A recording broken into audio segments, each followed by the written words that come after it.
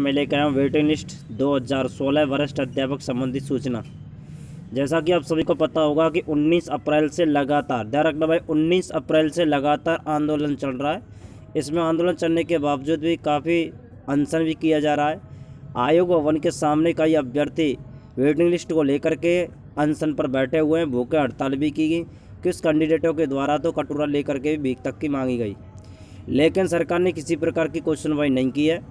तो बता देता हूँ इसमें भाई वेटिंग लिस्ट 444 पदों पर, ध्यान रखना भाई, जो 2016 का जो वेटिंग लिस्ट है वो 444 पदों पर आने की पूरी संभावना है।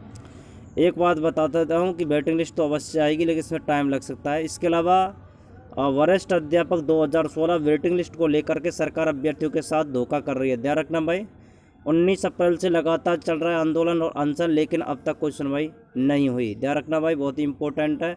सरकार अभ्यर्थियों के साथ धोखा किस प्रकार से कर रही है कि जिस प्रकार से जो अभ्यर्थी यदि सरकार के पास, सीएमओ के पास जाते हैं तो वहाँ से कह दिया जाता है कि इसका जो निष्ठा सचिवालय तक, आयोग भवन तक पहुँच गया, लेकिन आयोग भवन उस पर पत्राचार का आरोप लगा देता है। इस प्रकार से एक दूसरे पर पत्राचार का आरोप लगाने के बावजूद इसका वेटिंग लिस्ट का कोई किसी प्रकार का हल नहीं निकाला जा रहा है।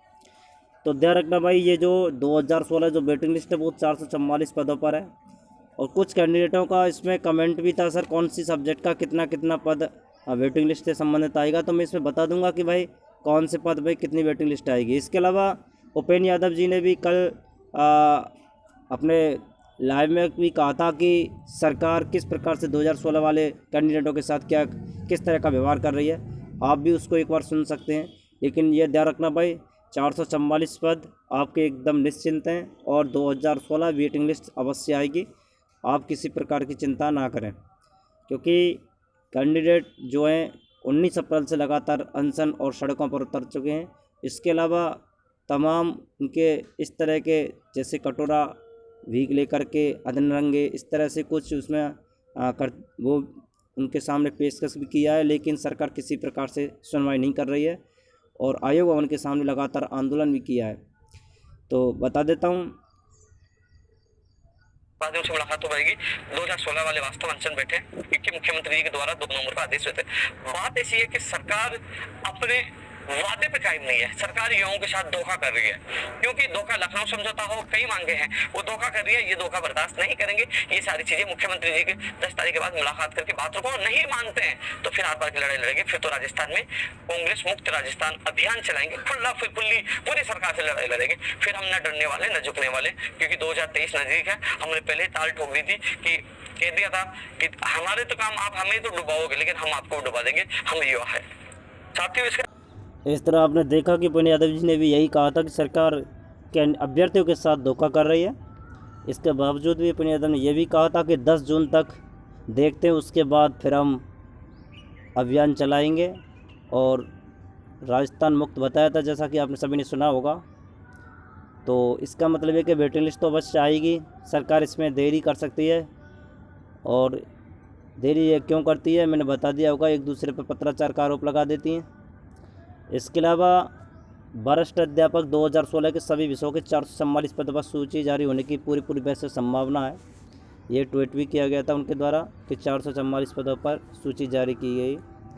अब ये कौन कौन से पद किस सब्जेक्ट से किस प्रकार हैं आप एक बार देख सकते हैं। काफ़ी कैंडिडेट ऐसे इनको ये पता नहीं है कि कितने कौन सी सब्जेक्ट से कितने पदों पर वेटिंग लिस्ट आएगी 2016 रीट में। बता देता हूँ, सॉरी रीट नहीं, सेकंड ग्रेड वरिष्ठ अध्यापक 2016 में। तो आप एक बार इसको देख सकते हैं।